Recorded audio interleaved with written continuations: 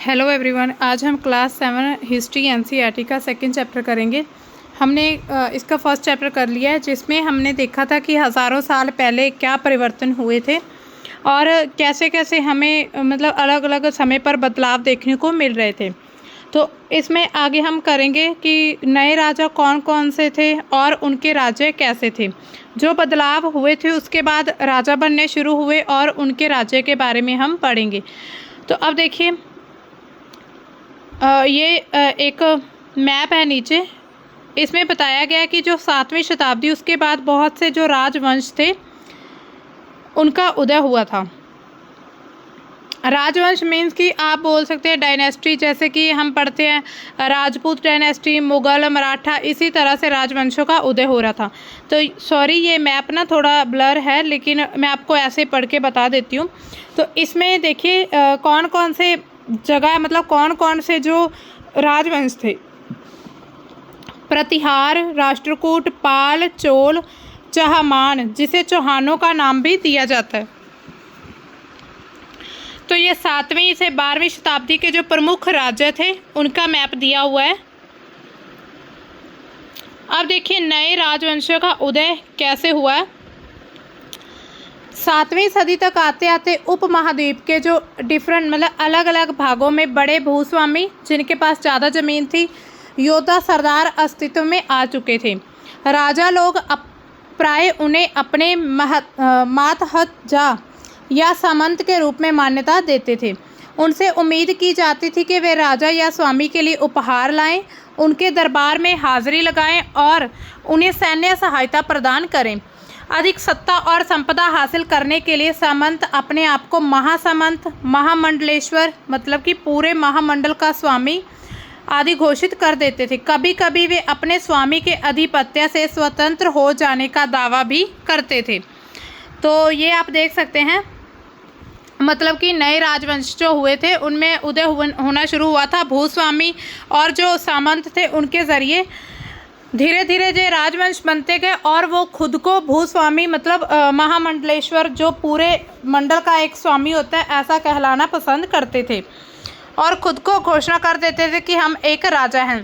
तो इसी तरह का एक एग्जाम्पल है दक्कन में राष्ट्रकूटों का, जो कि शुरुआत में कर्नाटक के चालुक्य राजाओं के अधीन थे, मतलब चालुक्य राज्यों के अधीन थे राष्ट्रकूट। 8वीं सदी में मध्य में राष्ट्रकूट प्रधान दंती दुर्ग ने अपना चालुक्य स्वामी की अधीनता से इनकार कर दिया, उसे हराया। हिरण्यगर्भ, यानी कि जिसका शाब्दिक अर्थ है सोने का गर्भ, इसके नाम का एक अनुष्ठान किया था। अनुष्ठान होता है कोई भी धार्मिक कार्य, जैसे कि हवन, पूजा पाठ वगैरह की जाती है, उसे अनुष्ठान कहा जाता है। तो उन्होंने चालुक्य स्वामी की अधीनता से इनकार किया, तो फिर उन्होंने अलग से एक हवन अनुष्ठान कराया। जब यह अनुष्ठान ब्राह्मणों की सहायता से संपन्न किया जाता था, तो ऐसा माना जाता था कि इससे याजक जन्मना क्षत्रिय ना होते हुए भी क्षत्रिय के रूप में दोबारा क्षत्रियत्व प्राप्त कर लेगा। मतलब कि जो मतलब उसे पूरा एक कहते हैं वो एक शासक बन जाएगा, जो कि ब्राह्मणों के थ्रू ऐसा हवन करवाएगा। तो ऐसी कुछ मान्यता बनी हुई थी। यहाँ पर आप देख सकते हैं एक चित्र दिया हुआ है, एलोरा की गुफा नंबर 15 का ये चित्र मिलता है, जिसमें विष्णु को नरसिंह और पुरुष सिंह के रूप में दिखाया गया है। तो आप ये देख सकते हैं मैप में नरसिंह और पुरुष सिंह के रूप में एक मूर्ति बनी हुई है। और भी बहुत से उदाहरण मिलते हैं, जो कि उद्यमी परिवारों के पुरुषों ने अपनी राजशाही कायम करने के लिए सैन्य कौशल का इस्तेमाल किया। उदाहरण के तौर पर कदम्ब मयूर शर्मन और गुर्जर प्रतिहार हरिश्चंद्र ब्राह्मण थे, जिन्होंने अपने परंपरागत पेशे को छोड़कर शस्त्र को अपना लिया और क्रमशः कर्नाटक और राजस्थान में अपने राज्य सफलतापूर्वक स्थापित किए थे। तो ये हरिश्चंद्र जो ब्राह्मण थे उनके बारे में बात की गई है। अब देखिए राज्य में प्रशासन कैसा चलता था। तो देखिए नए राजाओं में से कईयों ने महाधिराज, यानी कि राजाओं के जो राजा, सबसे बड़े राजा, त्रिभुवन चक्रवर्ती, यानी कि 3 भुवनों का स्वामी, और इसी तरह की अन्य भारी भरकम उपाधियां धारण की थी। लेकिन इस तरह के दावों के बावजूद वे अपने सामंतों और साथ ही साथ किसान, व्यापारी, ब्राह्मणों के संगठनों के साथ अपनी सत्ता की साझेदारी करते थे। मतलब कि जो कई राजा होते थे उनमें महाधिराज की उपाधि उन्हें दी जाती थी, चक्रवर्ती, 3 भुवनों के स्वामी, और बहुत बड़ी बड़ी उपाधियाँ उन्हें दी जाती थी। लेकिन इस तरह के दावे करने के बावजूद भी वो अपने सामंतों और किसानों के साथ अपनी जो सत्ता थी वो साझेदारी किया करते थे। इन सभी राज्यों में उत्पादक अर्थात किसानों, पशुपालकों, कारीगरों से संसाधन इकट्ठे किए जाते थे और इनको अक्सर अपने उत्पादों का एक हिस्सा त्यागने के लिए मनाया या मजबूर किया जाता था। कभी कभी इस हिस्से को लगान मानकर वसूला जाता था, क्योंकि प्राप्त करने वाला भूस्वामी होने का दावा करता था। राजस्व व्यापारियों से भी लिया जाता था। तो हमने देखा था कि धीरे धीरे उन्होंने टैक्स शुरू कर दिया था, तो टैक्स के ज़रिए वो भूस्वामी बनते गए और फिर लगान वसूल करने लगे और फिर राजस्व भी लिया जाता था। तो यहाँ देखिए एक यहाँ पर एक अभिलेख दिया हुआ है जिसमें मिलता है 400 कर का उल्लेख मिलता है। आखिर ये है क्या 400 कर? तमिलनाडु में शासन करने वाले चोल वंश के अभिलेखों में विभिन्न किस्म के करों के लिए 400 से ज़्यादा सूचक शब्द मिलते हैं। सबसे अधिक उल्लिखित कर है वेट्टी कर, जो कि नगद की बजाय जबरन श्रम के रूप में लिया जाता था। ये करों की किस्में हैं। वेट्टी कर जो है जबरन, मतलब कि मजबूरी से उन्हें डरा धमका कर लिया जाता था, जबरदस्ती, यानी कि जबरन श्रम, और कदमाई यानी कि भू राजस्व थे। मकान पर छाजन डालने पर लगने वाले कर, खजूर या ताड़ के पेड़ पर चढ़ने के लिए सीढ़ी के इस्तेमाल पर लगने वाला कर, पारिवारिक संपत्ति का उत्तराधिकारी हासिल करने के लिए लगने वाला कर आदि का उल्लेख मिलता है। तो आप खुद देखिए इतने तरह के कर लगाते थे, मतलब हर एक चीज़ पर कर लगता था। खजूर या अगर पेड़ पर चढ़ना है उसका कर, अगर आपने मकान की जो छत डालनी है, मतलब छत बनानी है, तो उसका भी कर देना होगा। पारिवारिक संपत्ति का कर देना होगा, और अगर उत्तराधिकारी बनाना है तो उसके लिए भी कर लगेगा। तो इतने सारे कर राजाओं के द्वारा लगाए जाते थे। ये संसाधन राज्य की व्यवस्था का वित्तीय आधार बनते थे, साथ ही मंदिरों, दुर्गों के निर्माण में भी इस्तेमाल होते थे। संसाधन उन युद्धों को लड़ने में भी यूज़ होते थे जिनसे लूट की शक्ल में धन मिलने की तथा ज़मीन और व्यापारिक मार्गों के प्रयोग की संभावनाएं बनती थी। मतलब संसाधन युद्धों को लड़ने के लिए यूज़ किए जाते थे और फिर ज़मीन और जो व्यापारिक मार्ग, मतलब उनका प्रयोग करके युद्ध लड़ा जाता था। राजस्व वसूली के लिए पदाधिकारियों की नियुक्ति सामान्यतः प्रभावशाली परिवारों के बीच से ही की जाती थी, प्राय वंशानुगत होती थी। सेना में भी ऐसा ही होता था। कई बार राजा के निकट संबंधी ही इन ओहदों पर होते थे। मतलब हमने देखा था वंशानुगत प्रणाली चलनी शुरू हो गई थी, जिसके ज़रिए जो राजा के सगे संबंधी या उनके परिवार वाले ही इन बड़े बड़े जो ओहदों पर हुआ करते थे। अब देखिए प्रशस्तियाँ और भूमि अनुदान क्या है। प्रशस्तियाँ हमने देखा था जो ऐसे ब्यौरे, मतलब ऐसी जो बुक्स होती हैं, जो ऐसे अभिलेख, जो दस्तावेज होते हैं जिन पर प्रशंसा की जाती थी और हमेशा सत्य नहीं हो सकते हैं, लेकिन ये प्रशस्तियाँ हमें बताती हैं कि शासक खुद को कैसा दर्शाना चाहते थे। उदाहरण के लिए शूरवीर, विजय योद्धा के रूप में ये विद्वान ब्राह्मणों द्वारा रची गई थी, जो कि अक्सर प्रशासन में मदद करते थे। जो ब्राह्मण होते थे विद्वान, वो प्रशासन में मदद किया करते थे और उनके द्वारा ही प्रशस्तियाँ रची जाती थी। अब देखिए नागभट्ट की उपलब्धि के बारे में बताया। कई शासकों ने प्रशस्तियों में अपनी उपलब्धियों का जो व्याख्या की है, उसमें उन्होंने लिखा है कि संस्कृत में लिखी गई एक ग्वालियर में पाई गई प्रशस्ति में प्रतिहार नरेश नागभट्ट के कामों का वर्णन निम्नलिखित प्रकार किया गया। उन्होंने कहा आंध्र, सैंधव यानी कि सिंधी, विदर्भ महाराष्ट्र का हिस्सा, कलिंग उड़ीसा का एक हिस्सा है। उसके राजा कभी उनके आगे तभी धराशायी हो गए जब वे राजकुमार थे। उन्होंने कन्नौज के शासक चक्र युद्ध को विजित किया। उन्होंने वंग, अनर्थ, मालवा, किरात, तुरुष्क, वत्स्य, मत्स्य, उत्तर भारत के जो राजा थे वत्स्य, मत्स्य और राजाओं को हराया। तो ये प्रशस्ति मिलती है, ये नागभट्ट की प्रशस्ति है। उनकी जो उपलब्धियां थी उनके बारे में उल्लेख किया गया है। तो यहाँ पर आप देख सकते हैं राजा लोग ब्राह्मणों को भूमि अनुदान से सम्मानित करते थे। ये ताम्र पत्रों पर अभिलिखित होते थे जो कि भूमि पाने वाले को दिए जाते थे। तो ये है ताम्र पत्र, आप देख सकते हैं। ये थोड़ा संस्कृत और थोड़ा तमिल भाषा में लिखा हुआ ताम्र पत्र का एक संग्रह है। तो ऐसे बुक बनाई जाती थी, जैसे हमने पीछे देखा था कि जो पांडुलिपियां थी, हमने 6th क्लास में किया था, पांडुलिपियों को हाथ से लिखा जाता था। और जो भुर्ज नाम की जो पेड़ की छाल है, उसको ऐसे ही छाल होती थी, उनको काट कर ऐसे पेजेस बनाए जाते थे और फिर ऐसे ही एक बुक में पिरो दिया जाता था। तो इन कड़ियों में से ये पत्र जुड़े हैं, उन पर राजसी मुहर लगी हुई है, जो यह बतलाने के लिए है कि ये एक प्रमाणिक दस्तावेज है। मतलब आपको पता है, आज भी कोई काम करना हो, कुछ भी डॉक्यूमेंट होता है तो उस पर क्या होता है, ऑफिशियल मुहर लगती है। तो मुहर इन पर भी लगाई जाती थी, राजसी मुहर, जिससे पता चलता है कि ये एक प्रमाणिक दस्तावेज है, मतलब ये फेक नहीं है। अब देखिए, भूमि के साथ और क्या क्या ब्राह्मणों को दिया जाता था। यह चोलों के द्वारा एक भूमि अनुदान के तमिल पत्र का एक भाग है। हमने मिट्टी की मेंढे बनाकर, साथ ही कांटेदार झाड़ियां लगाकर भूमि की सीमाओं को चिन्हित कर दिया। मतलब जो भूमि अनुदान में दी जाती थी, उनके आले दुआले चारों तरफ से एक जो आज भी कांटे वाली तार लगाते हैं ना कि इतनी बाउंड्री मेरी है, तो उसी तरह से ये सीमाएं भूमि की जो एक लिमिट तय कर देते थे। इस भूमि पर ये चीज़ें उगती थी: फलदार वृक्ष, पानी भूमि, बगीचे, फलोदान, पेड़, कुएं, खुली जगह, चारगाह, एक गांव, बॉम्बी, चबूतरे, नहरें, खाइयां, नदियां, दलदली जमीन, हौज, अन्नागार, मछलियों के तालाब, मधुमक्खियों के छत्ते और गहरी झीलें।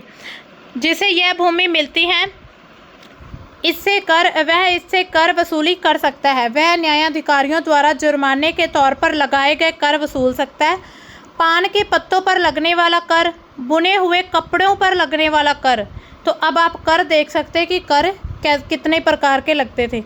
साथ ही वाहनों पर लगने वाला कर वसूला जा सकता है। वह पक्की ईंटों के बने ऊपरी माले पर बड़े कमरे बनवा सकता है, बड़े और छोटे कुएं खुदवा सकता है, पेड़ और कांटेदार झाड़ियां लगवा सकता है, जरूरी हो तो सिंचाई के लिए नहर बनवा सकता है। उसे यह सुनिश्चित करना चाहिए कि पानी बर्बाद ना हो और तटबंधों का निर्माण हो। तो ये भी एक मतलब भूमि के साथ दिया गया है भी, उन्हें और क्या क्या अनुदान में दिया जाता था।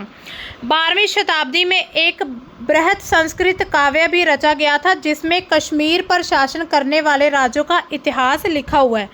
इसे कलहन नामक एक रचनाकार द्वारा रचा गया। कलहन ने अपने वृत्तांत लिखने के लिए शिलालेखों, दस्तावेजों, प्रत्यक्षदर्शियों के वर्णनों और पहले के इतिहासों समेत अनेक तरह के स्रोतों का इस्तेमाल किया। प्रशस्तियों के लेखकों से भिन्न वह अक्सर शासकों और उनकी नीतियों के बारे में आलोचनात्मक रुख दिखलाता है। इसलिए 12वीं सदी के लिए यह असाधारण ग्रंथ था। अब देखिए, धन के लिए भी युद्ध होता था। तो आपने देखा होगा कि जितने भी शासक राजवंश का आधार कोई क्षेत्र विशेष था, मतलब कोई विशेष क्षेत्र था जो कि राजवंश जिससे बनने शुरू हुए थे, दूसरे क्षेत्रों पर नियंत्रण करने की कोशिश किया करते थे कि वो हम अपना विस्तार कर सकें। एक विशेष रूप से वांछनीय क्षेत्र था गंगा घाटी में कनौज नगर, गुर्जर प्रतिहार, राष्ट्रकूट। पाल वंश के शासकों सदियों तक कनौज के ऊपर नियंत्रित होकर आपस में लड़ते रहे। क्योंकि इस लंबी लड़ाई में 3 पक्ष थे, इसलिए इतिहासकारों ने प्राय इसकी चर्चा त्रिपक्षीय संघर्ष के रूप में की है। मतलब 3 पक्ष थे, जिसमें गुर्जर प्रतिहार, राष्ट्रकूट, पाल वंश। तो इसी तरह त्रिपक्षीय संघर्ष में इनकी रचना की जाती है। हमने देखा था कि शासकों ने बड़े बड़े मंदिरों का निर्माण करवाया और कर भी अपनी सत्ता और संसाधनों का प्रदर्शन करने का प्रयास किया। इसलिए जब एक दूसरे के राज्य पर आक्रमण करते थे तो मंदिरों को भी अपना निशाना बनाते थे, जो कभी कभी बहुत अधिक संपन्न होते थे। तो इस बारे में हम पढ़ेंगे आगे और डिटेल में करेंगे। अब देखिए, अफगानिस्तान के जो गजनी हैं, उनका सुल्तान महमूद ऐसे शासकों में से प्रसिद्ध हैं। उन्होंने 997 से 1030 तक शासन किया था और अपने नियंत्रण का विस्तार मध्य एशिया के भागों, ईरानो महाद्वीप के उत्तर पश्चिम हिस्से तक किया था। मतलब आप ऐसा देखिए कि कोई भी जो राजा होता था वो अपने क्षेत्र का विस्तार करना चाहता था, इसीलिए उन्होंने फिर युद्ध करना शुरू कर दिया। उनका निशाना था जो संपन्न मंदिर, जिसमें गुजरात का सोमनाथ मंदिर भी शामिल था। महमूद जो धन उठा ले गया उसका बहुत बड़ा हिस्सा गजनी में एक वैभवशाली राजधानी के निर्माण में खर्च हुआ है। मतलब जो लोग हुआ करते थे उनकी धार्मिक आस्थाएं बहुत ज़्यादा होती थी, इसलिए वो धार्मिक जो स्थान होते थे उन पर उनका विश्वास ज़्यादा था।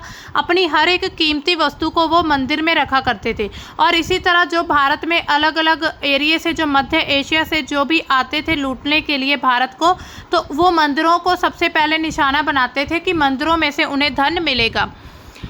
सुल्तान महमूद अपने द्वारा जीते गए लोगों के बारे में भी कई बातें जानना चाहते थे और उनसे अल बरूनी नामक एक विद्वान को इस उपमहाद्वीप का लेखा जोखा करने का काम उन्हें सौंपा गया था। अरबी में एक कृति लिखी थी उन्होंने, किताब अल हिंद आज भी इतिहासकारों के लिए महत्वपूर्ण स्रोत है, क्योंकि इसमें बहुत सारी ऐसी बातें मिलती हैं जो कि अल बरूनी ने लिखी थी। अल बरूनी ने इसे तैयार करने के लिए संस्कृत के विद्वानों का परामर्श किया था, मतलब संस्कृत के विद्वानों की मदद से उन्होंने इसको तैयार किया था। अब देखिए, युद्ध करने वाले दूसरे राजाओं में और कौन कौन आते थे? चहमान थे, जिन्हें हम चौहान कहते हैं। दिल्ली अजमेर के आसपास के क्षेत्रों पर शासन करते थे। उन्होंने पश्चिम और पूर्व की ओर अपने नियंत्रण क्षेत्र का विस्तार करना चाहा था, जहां पर उन्हें गुजरात के चालुक्यों और पश्चिम उत्तर प्रदेश के गहड़ वालों से टक्कर भी लेनी पड़ी। चहमानों का सबसे प्रसिद्ध शासक था पृथ्वीराज तृतीय, और जिसमें सुल्तान मोहम्मद गौरी नामक अफगान शासक को 1191 में, लेकिन दूसरे साल 1192 में उसके हाथों से हार गया था। तो चौहानों में सबसे जो महत्वपूर्ण शासक था, मतलब शक्तिशाली था, पृथ्वीराज चौहान। और फिर उन्होंने मोहम्मद गौरी को हराया था। अफगान का जो शासक था मोहम्मद गौरी, लेकिन फिर पृथ्वीराज चौहान उनसे हार गया था। अब देखिए, चोल वंश, जो चोल राज्य है उसको मैप पर एक नज़दीक से आप देख लीजिए। ये देखिए नीचे दिया हुआ है, तो थोड़ा थोड़ा आप कोशिश करने की पढ़ने की।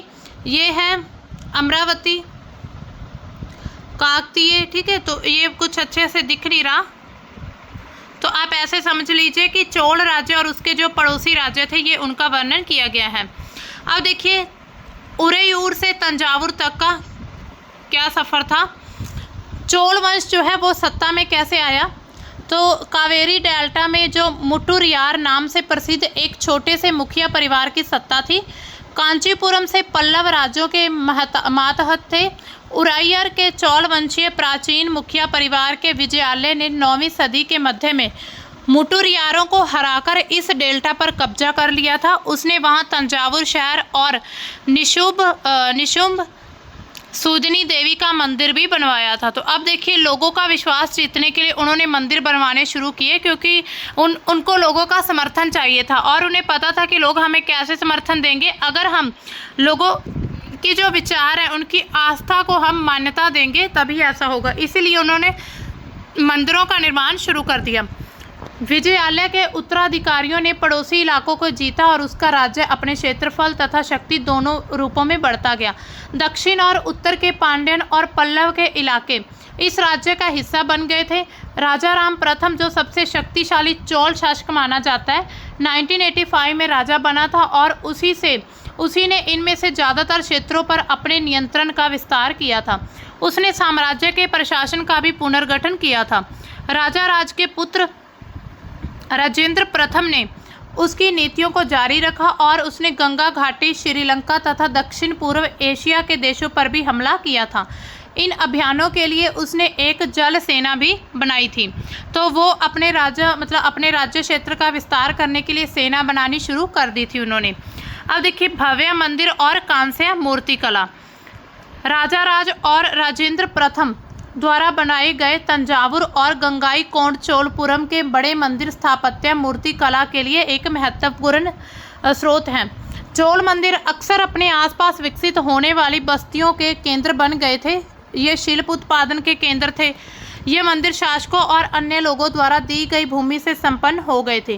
तो मंदिर जो थे वो लोगों के द्वारा दी जाती भूमि दान में दी जाती थी, उस पर मंदिर बनाए जाते थे और फिर जो आसपास जो बस्तियां होती थी उनके लिए एक बहुत अच्छा केंद्र बन चुके थे। इस भूमि की उपज उन सारे विशेषकों का निर्वाह करने के लिए खर्च होती थी जो मंदिर के आसपास रहते थे और उनके लिए काम करते थे। जो मंदिर के आसपास कौन थे? पुरोहित, मालाकार, बावर्ची, मेहतर। तो इन सभी के जो भी मतलब कि उनका जीवन निर्वाह के लिए, उनका गुजारा करने के लिए जो भी मंदिर के जो भी भूमि की उपज होती थी उन सभी से इन लोगों को सहायता दी जाती थी। तो यहाँ पर आप देख सकते हैं ये है गंगई कोंड चोलपुरम का मंदिर। आप देख सकते हैं ये कितना बड़ा बना हुआ है और इसकी बनतर भी आप देखिएगा। तो सबसे पहले ये स्क्वायर है ऐसे, है ना, एक बेस बना हुआ है, फिर उसके बाद ऊपर इसमें इसके शिखर बना दिया है। तो ये छत जिस तरह से पतली होती गई उसी पर आपने ध्यान देना है। बाहरी दीवारों को सजाने के लिए पत्थरों की जो प्रतिमाएं हैं, मतलब कि जो इन पर जो चित्रकला की गई है वो बहुत ज़्यादा महत्वपूर्ण है। अब देखिए इसके मंदिरों के पास और कौन रहा करते थे? संगीतकार, नृत्यक आदि रहते थे। दूसरे शब्दों में मंदिर सिर्फ पूजा आराधना के लिए नहीं थे, आर्थिक, सामाजिक और सांस्कृतिक जीवन का केंद्र भी बन चुके थे। मंदिर के साथ जुड़े हुए शिल्पों में सबसे विशिष्ट क्या था? कांस्य प्रतिमाएं बनाने का काम था। मतलब जो कांसे की प्रतिमाएं बनाती थी वो काम बहुत ज़्यादा मतलब डिफरेंट था, विशिष्ट था। चौल कांसे प्रतिमाएं संसार की सबसे उत्कृष्ट कांसे प्रतिमाओं में गिनी जाती हैं। ज़्यादातर प्रतिमाएं तो देवी देवताओं की होती थी, लेकिन कुछ प्रतिमाएं भक्तों की भी बनाई गई थी। तो आप इसमें देख सकते हैं जो मंदिर बनते थे वो बहुत से लोगों को रोज़गार भी उसके थ्रू मिलता था, क्योंकि मंदिरों के आसपास जो फूल वाले या पूजा का सामान लगाने वाले जो भी अपना बाज़ार लगाया करते थे उनसे उनकी आमदनी होती थी। तो इसी तरह से जो उनके आसपास एक मूर्ति की जो प्रतिमाएं बनाने, मतलब कांस्य प्रतिमाएं बनाने का जो काम था वो बहुत ज़्यादा बना था। तो ये आप देख सकते एक ये चौल कांस्य प्रतिमा है। तो आप ध्यान से देख सकते हैं इसको कितनी सावधानी से, बहुत बारीकी से तैयार किया गया है। इसके बाद हम बात करते हैं कृषि और सिंचाई में क्या स्थिति थी। चोलों की कई उपलब्धियां कृषि में हुए नए विकासों के माध्यम से भी संभव हुई हैं। मतलब कि जो कृषि में नए जो विकास किए गए थे, जो चेंजेस किए गए थे, उस वजह से चोल प्रसिद्ध हुए थे। कावेरी नदी बंगाल की खाड़ी में मिलने से कई छोटी छोटी शाखाओं में बंट जाती है। ये शाखाएं बार बार पानी उलीचती हैं, मतलब इनमें पानी मिलता रहता है, जिससे किनारों पर उपजाऊ मिट्टी जमा हो जाती है। शाखाओं का पानी कृषि विशेषतः चावल की खेती के लिए आवश्यक आर्द्रता भी मुहैया कराता है। मतलब जो ह्यूमिडिटी चाहिए होती है चावल की खेती के लिए वो जो नदी का पानी होता था उनमें सफिशेंट था। हालांकि तमिलनाडु के दूसरे हिस्सों में कृषि पहले ही विकसित हो चुकी थी, पर 5वीं या 6वीं सदी में आकर इस इलाके में बड़े पैमाने पर खेती शुरू हुई थी। कुछ इलाकों में जंगलों को साफ किया जाना था और कुछ दूसरे इलाकों में ज़मीन को समतल करना था। तो अब देखिए खेती के लिए क्या था, कुछ जंगलों को साफ करके वहाँ पर खेती होती थी, हमने पहले भी देखा था, और कुछ इलाकों को समतल करके खेती की जाती थी। डेल्टा क्षेत्रों में बाढ़ को रोकने के लिए तटबंध बनाए जाते थे और पानी के खेतों तक ले जाने के लिए नहरों का निर्माण होता था। कई क्षेत्रों में एक साल में 2 फसलें उगाई जाती थी। कुछ ऐसे क्षेत्र थे जहाँ पर एक साल में 2 फसलें ली जाती थी। जैसे मिश्रित खेती की जाती है ना, कि समय और टाइम भी बच जाए और जो उत्पादन वो भी अच्छा हो जाए। तो मान लीजिए ये एक खेत है तो इसमें 2 फसलें, जैसे कि यहाँ पर आप मान लीजिए जो मिर्ची होती है वो लगाई जाती है और इधर जो मक्का है उसकी फसल। तो इसी तरह से एक ज़मीन पर 2 फसलें भी ली जाती थी। आज भी ऐसा होता है कई जगहों पर। तो आप यहाँ पर देख सकते हैं एक जल द्वार है, हौज है। ये हौज से नदी की शाखाओं में पानी को प्रवाह को इसके ज़रिए नियंत्रित किया जाता था। इस पानी से खेत सिंचे जाते थे, मतलब खेतों में इसके ज़रिए पानी दिया जाता था। कई जगहों पर फसलों की सिंचाई को कृत्रिम रूप से करना जरूरी था, मतलब आर्टिफिशियल तरीके से सिंचाई के लिए कई टेक्निक अपनाई जाती थी। कुछ इलाकों में कुएं खोदे गए, कुछ अन्य जगहों में बारिश के पानी को इकट्ठा करने के लिए विशाल सरोवर भी बनाए गए। स्मरण रहे कि सिंचाई के काम में योजना की ज़रूरत होती है, जैसे कि श्रम और संसाधनों को व्यवस्थित करना, इन कामों की देखरेख करना, यह तय करना कि पानी का बंटवारा कैसे किया जाए। ज़्यादातर नए शासकों साथ ही साथ गांव में रहने वाले लोगों ने इन गतिविधियों को सक्रिय रूप से दिलचस्पी दिखाई थी। अब देखिए साम्राज्य का प्रशासन कैसा होता था। तो अगर हम बात करें प्रशासन की, किसानों की जो बस्तियां होती थी उनको उर कहा जाता था, उर कहलाती थी, जो सिंचित खेती के साथ बहुत समृद्ध हो गई। इस तरह के गांव के समूह को नाडू कहा जाता था। ग्राम परिषद और नाडू न्याय करने और कर वसूलने जैसे कई काम करते थे। तो जो उर और नाडू होते थे वो कर वसूलते थे और भी जो एडमिनिस्ट्रेशन का कार्य थे वो संभालते थे। अब देखिए वेलाल जाति के धनी किसानों को केंद्रीय चोल सरकार की देखरेख में नाडू के कामकाज में अच्छा खासा नियंत्रित हासिल था। मतलब वेलाल जाति जो होती थी एक, उसके जो धनी किसान थे जिनके पास बहुत ज़्यादा पैसा ज़मीन होती थी, उनको जो चोल सरकार की देखरेख में नाडू के कामकाज के लिए एक नियंत्रण दिया जाता था। उनमें से कई धनी भूस्वामियों को चोल राजाओं के समान रूप में मुवेंदवेलन यानी कि 3 प्रथाओं को अपनी सेवाएं प्रदान करने वाला वेलन या किसान, अरियायर यानी कि प्रधान जैसी उपाधियां दी गई। उन्हें केंद्र में महत्वपूर्ण राजकीय पद सौंपे गए थे। तो ये हमने बात की उर, नाडू और वेलाल की। अब देखिए उस समय भूमि के प्रकार कैसे थे। तो चोल अभिलेखों में भूमि की जो भिन्न भिन्न श्रेणियां उनका वर्णन मिलता है। वेलन वगाई क्या है, जो गैर ब्राह्मण किसान स्वामी की भूमि होती थी, मतलब जो ब्राह्मण नहीं होता था किसान, उनकी भूमि। ब्रह्मदेय ब्राह्मणों को उपहार में दी गई भूमि, नाम से पता चल रहा है ब्राह्मणदेय मतलब कि ब्राह्मणों को जो भूमि दी गई थी। शाला भोग किसी विद्यालय के रख रखाव के लिए भूमि होती है जो। देवदान और तिरुन मटुकम्मी देवदान और तिरुन मटुकम्मी यानी कि मंदिरों को जो उपहार में दी जाती थी भूमि। पलिचंदम जैसे जैन संस्थानों को दान में दी जाने वाली भूमि। तो ये अलग अलग प्रकार की भूमि होती थी जो उनको देती थी और वैसे उनका जो नामकरण किया जाता था। अब देखिए ब्राह्मणों को समय समय पर भूमि अनुदान या ब्रह्मदेय प्राप्त हुआ करता था। परिणाम स्वरूप कावेरी घाटी और दक्षिण भारत के दूसरे हिस्सों में ढेरों ब्राह्मण बस्तियां अस्तित्व में आ चुकी थी। तो धीरे धीरे ब्राह्मणों का जो अस्तित्व था वो बढ़ने लगा था। प्रत्येक ब्रह्मदेय की देखरेख प्रमुख ब्राह्मण भूस्वामियों की एक सभा द्वारा की जाती थी। ये सभाएं बहुत कुशलतापूर्वक काम करती थी। इनके निर्णय शिलालेखों में प्राय मंदिरों की पत्थर की दीवारों पर ब्यौरेवार दर्ज किए जाते थे। नगरम के नाम से ज्ञात व्यापारियों के संघ भी अक्सर शहरों में प्रशासनिक कार्य संपादित करते थे। मतलब कि जो ब्राह्मण की देखरेख में ब्राह्मण भूस्वामियों की एक सभा बनती थी और इन सभा एक बहुत ही अच्छे तरीके से काम करती थी। इनके निर्णय जो होते थे मंदिरों के बारे में लिए जाते थे कि मंदिरों का विकास कैसे किया जाना है। तमिलनाडु के चिंगलपुट जिले के उत्तर मेरूर से अभिलेख मिले हैं और इसमें ये चीज़ लिखी हुई कि ब्राह्मणों की सभा का संगठन कैसा था। सिंचाई के कामकाज, बाग बगीचे, मंदिरों इत्यादि की देख रेख के लिए सभा में विभिन्न समितियां होती थी।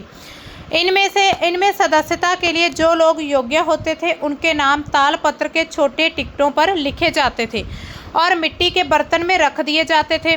किसी छोटे लड़के को हर समिति के लिए एक के बाद एक टिकट निकालने के लिए कहा जाता था। मतलब जो टिकट बनती थी, जो समिति बनती थी, उसे टिकट के ज़रिए, जैसे होता है वोटिंग डाल दी जाती है ना गांव में, जो पंचायत प्रधान की या सरपंच की वोटिंग होती है, वो ऐसे ही होती है कि पर्चे पर मोहर लगाकर डिब्बे में डाला जाता है। लेकिन इसमें क्या था, टिकट पर कुछ नाम लिखे जाते थे और फिर मिट्टी के बर्तन में रखते थे उसको, और उसमें जो छोटे बच्चे होते थे उनको एक के बाद एक टिकट निकालने के लिए कहते थे। अब देखिए अभिलेख और लिखित सामग्री। उत्तर मेरूर अभिलेख की जो एक सभा थी उसकी सदस्यता क्या थी। सभा की सदस्य के लिए इच्छुक लोगों को एक ऐसी भूमि का स्वामी होना चाहिए था जहां से भू राजस्व वसूला जाता है। मतलब ऐसी भूमि होनी चाहिए उस व्यक्ति के पास जो भू राजस्व देता हो। उनके पास अपना घर होना चाहिए, उनकी उम्र 35 से 70 के बीच हो, वेदों का ज्ञान होना चाहिए और उन्हें प्रशासनिक मामलों की अच्छी जानकारी होनी चाहिए। ईमानदार भी होना चाहिए और पिछले 3 सालों में किसी समिति का सदस्य रहा हो तो वह किसी और समिति का सदस्य नहीं बन सकता। तो देखिए इतनी शर्तें होती थी। और आप इसमें एक चीज़ ध्यान से देखिए कि उन्हें वेदों का ज्ञान होना चाहिए था। अब देखिए वेदों का ज्ञान किन्हें होता था उस समय? ब्राह्मणों को। तो इट मीन्स ब्राह्मण अपना वर्चस्व स्थापित करना चाहते थे। अभिलेखों में राजाओं के शक्ति संपन्न पुरुषों के बारे में जानकारी नहीं मिलती, लेकिन ये मतलब मुश्किल है जानना कि साधारण मर्दों और औरतों के जीवन में मतलब कैसा उनका जीवन था।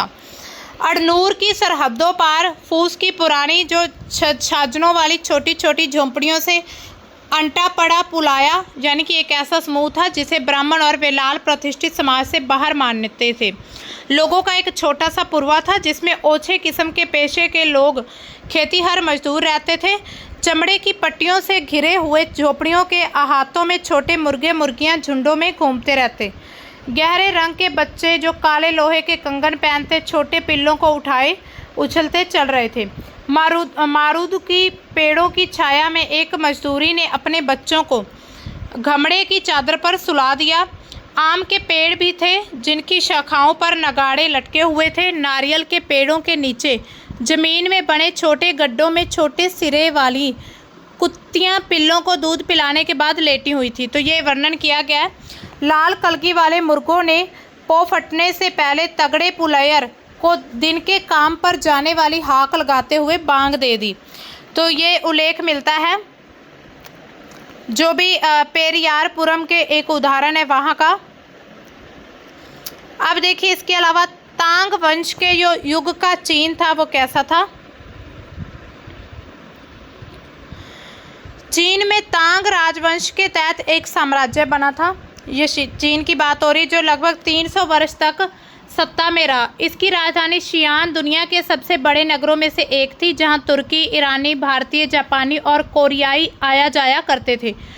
तांग साम्राज्य परीक्षा के माध्यम से नियुक्ति की गई नौकरशाही द्वारा प्रशासित होता था। इन परीक्षाओं में हर इच्छुक व्यक्ति बैठ सकता था।